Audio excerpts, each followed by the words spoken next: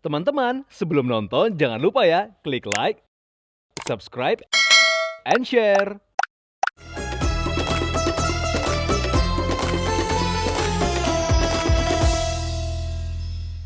Ahlan wa sahlan wa marhaban sahabat KSNS yang dimuliakan oleh Allah Subhanahu wa taala. Segenap pecinta pengagum pelestari warisan Nabi Muhammad sallallahu alaihi wa alihi wa sahbihi wasallam, calon-calon surga untuk akhwat, calon-calon bidadari surga, amin ya rabbal alamin. Sahabat, tiba-tiba saja ketika Nabi kita Muhammad sallallahu alaihi wasallam sedang bermain dengan saudara-saudaranya ketika itu, di antaranya saudara sesusunya yang bernama Abdullah, putra dari Abu Kabsyah, putra dari Halimah As-Sa'diyah. Ada dua orang laki-laki tidak dikenal. Dikabarkan dua orang laki-laki itu berpakaian serba putih. Berpakaian serba putih. Dua laki-laki itu membawa Nabi kita Muhammad sallallahu alaihi wa alihi wasallam. Dua laki-laki berbadan berpostur besar, serba putih, membawa Rasulullah sallallahu alaihi wa alihi wasallam. Hingga Abdullah ini berlari, dia tidak bisa bikin apa-apa. Abdullah ini berlari pulang ke rumah. Dia berteriak-teriak di rumahnya. Abi, Ummi, saudara laki-lakiku dari Quraisy dibawa oleh dua orang laki-laki berbadan besar, berpakaian serba putih. Akhirnya khawatirlah Halimah karena ini amanah. Dia keluar dengan masyarakat ketika itu. Dia cari Muhammad. Ya. Tidak ada suara.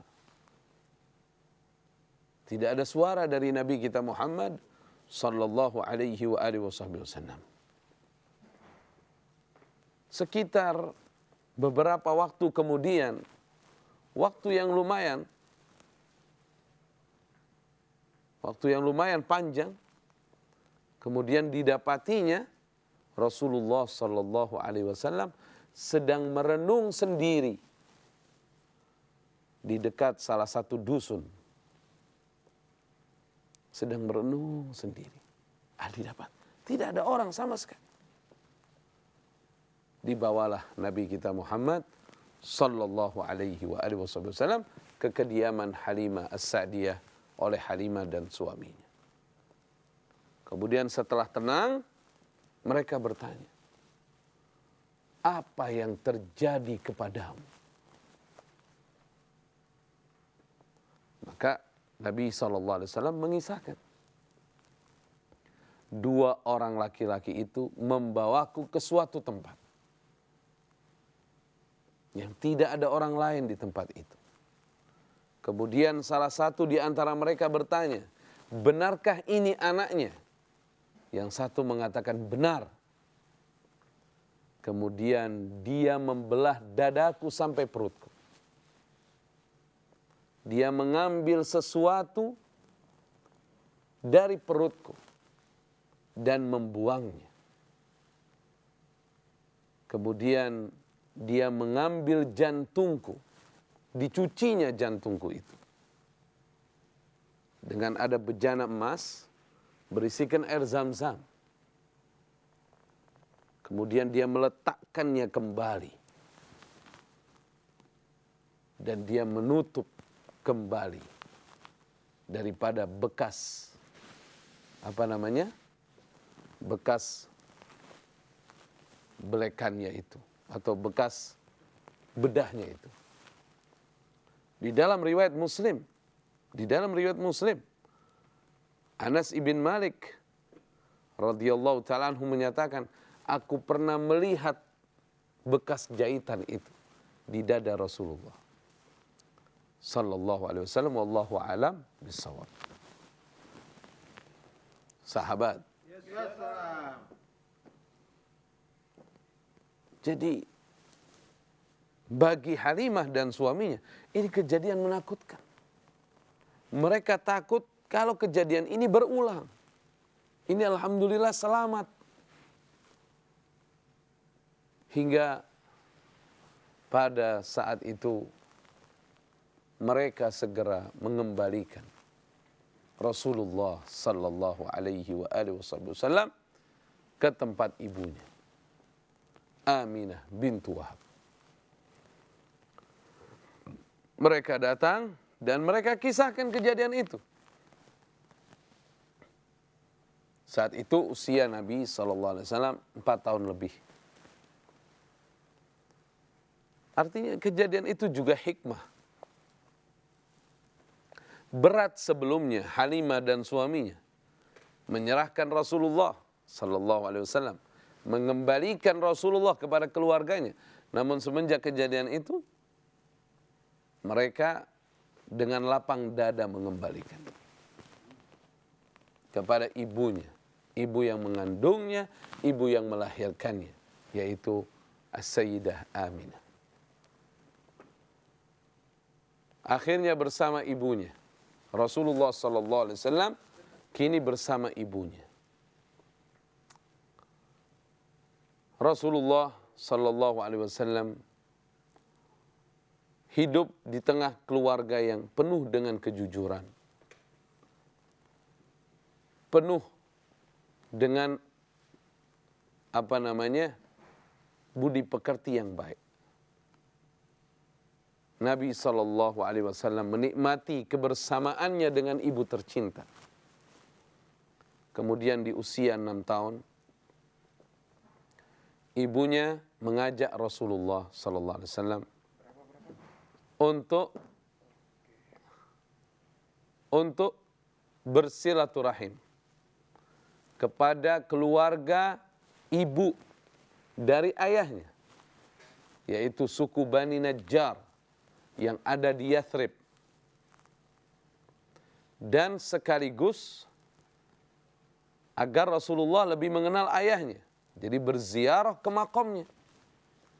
Berangkatlah waktu itu bersama dengan salah seorang budak yang diwariskan oleh ayahnya, yaitu yang bernama Barakah atau Ummu Aiman. Berangkat ke sana. Sampai di sana sekitar, ini perjalanan 500 kilometer. Dari Mekah ke Madinah ini kurang lebih berapa perjalanan berapa? 500 sampai 600 kilometer. Wallahu alam bisawab, antara itu. Sampai di sana diperlihatkan ini rumah istirahat ayahnya. Jadi ayahnya waktu itu kan setelah menikah dengan As-Sayyidah Aminah, beliau dagang ke negeri Syam. Pulang dari negeri Syam, jatuh sakit di Yathrib, di perkampungan ibunya. Akhirnya di sana dia tinggal sampai wafat. Dikasih tahu ini tempat ayahnya waktu itu sakit, wafatnya di sini, kuburnya di sini. Berziarah. Dikenalkan dengan keluarganya. Dan di mana suku Bani Najjar tinggal? Suku Bani Najjar tinggal tidak jauh dari kediaman rumah Rasulullah SAW. Jadi itu yang jadi Masjid Nabawi itu daerahnya Bani Najjar. Itu yang jadi Masjid Nabawi itu yang utama itu, dengan rumahnya Rasulullah, itu daerahnya Bani Najjar. Sallu ala Nabi Muhammad. Allahumma salli wa sallim wa barik alaihi wa ala alihi. Dan yang sangat menyedihkan, setelah sebulan di sana kemudian balik ke Mekah di Abwa. Nama negerinya adalah Abwa.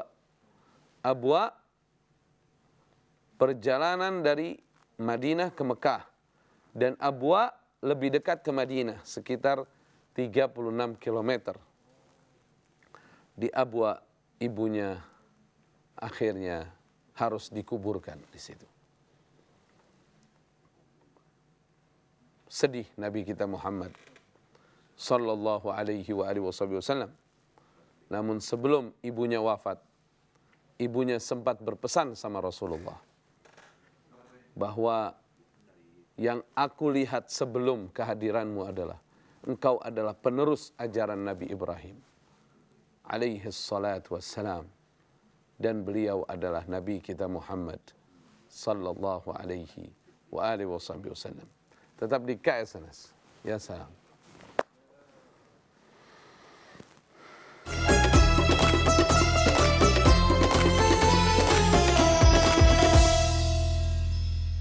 Jangan lupa ya, klik like, subscribe, and share.